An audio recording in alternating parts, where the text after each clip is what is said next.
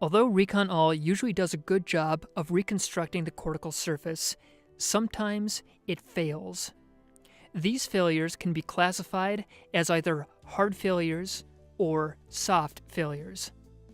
A hard failure is when recon-all exits prematurely, when it doesn't have write permissions, or when there is no more available disk space. A hard failure can also occur if you have excessive motion or other artifacts in your T1 image.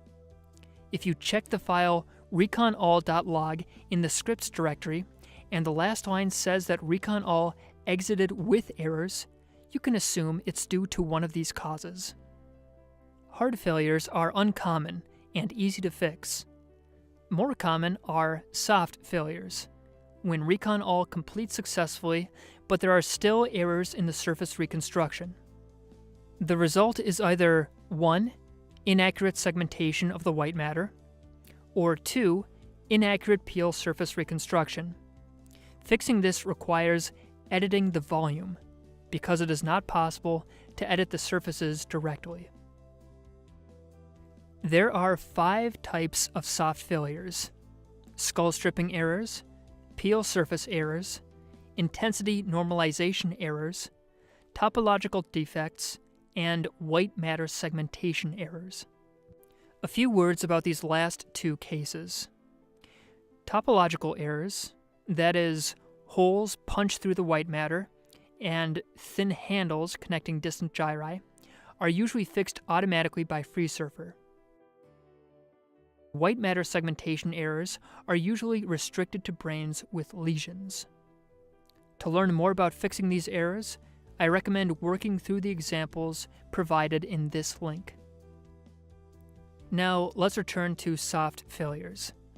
To detect these errors, you will need to become fluent with looking at both volumes and surfaces in FreeView.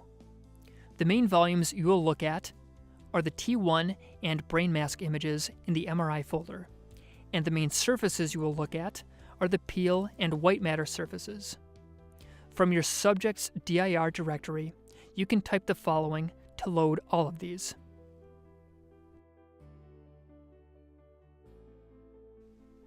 Take a few minutes to scroll through all the slices in all of the views, noting whether the outline of the peel surface and the white matter boundaries seem reasonable. If the boundary looks out of place, you will need to edit the volume. However, keep these caveats in mind. If something looks like a misplaced surface boundary, but it is only apparent for one slice, my recommendation is to leave it alone. Also, the surface boundaries along the medial wall around the corpus callosum and subcortical structures are not used in the final surface calculations, so they can be ignored. If you do need to make an edit, you have 4 options for editing. You can erase voxels, fill in voxels, add control points, or clone voxels from another image. We'll cover these in more detail when reviewing how to fix each type of error. Before we start, keep 3 things in mind. 1. Make a backup folder of the subject you are editing. If you make a mistake, it can be difficult to undo it. Edits that are saved are permanent, just like your insecurities. 2. Remember that editing the data too much can make the surfaces worse. Be conservative when editing.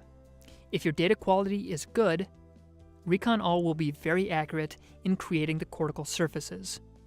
If you find yourself having to make many edits per subject, this is most likely a problem with your data quality, and it should be fixed at the scanner, not in FreeSurfer.